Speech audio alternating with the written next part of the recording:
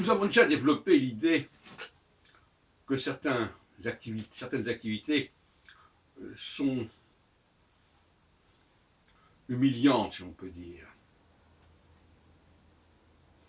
Mais ça ne vaut pas uniquement pour ce qu'on appelle les activités qu'on réserve aux étrangers et que les natifs ne veulent pas réaliser. Au sein même de la société, il y a une hiérarchie qui fait que certaines activités, elles ne sont pas refusées, mais elles sont réservées à une certaine catégorie de population, pas forcément des étrangers d'ailleurs.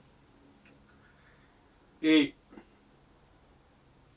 par exemple, autrefois, un patron n'aurait jamais accepté de taper à la machine. Aujourd'hui, ça se fait. Mais il y a toujours des choses qu'on veut déléguer. Déléguer, ça veut dire littéralement quelque chose qui n'est pas digne de moi.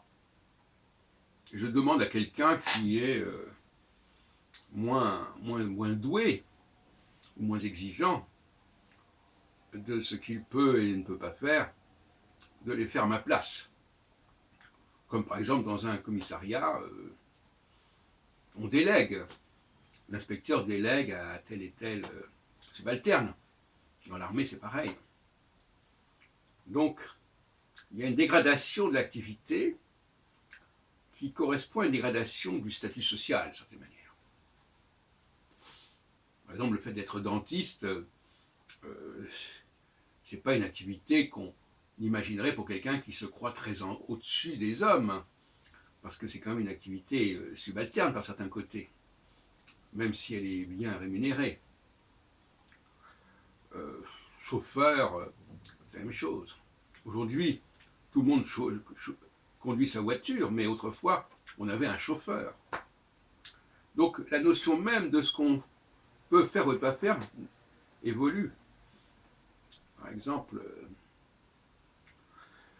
il est un fait que nous dérangeons davantage que nos ancêtres.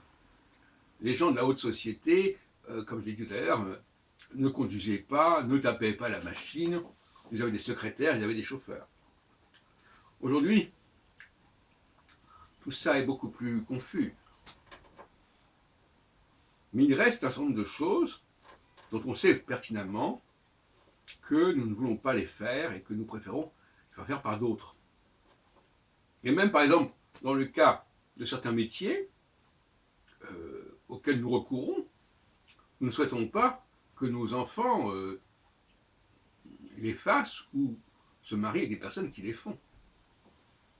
Je pense par exemple au boulanger, tout le monde mange du pain, si on peut dire, mais tout le monde ne veut pas s'unir à un boulanger ou que ses enfants deviennent des boulangers. Voilà, tout un ensemble de conceptions comme ça de ségrégation sociale qui sont inévitables. Mais en même temps, comme je disais dans notre exposé, le fait de faire les choses par quelqu'un d'autre nous crée une dépendance. Et ça, c'est un problème aussi.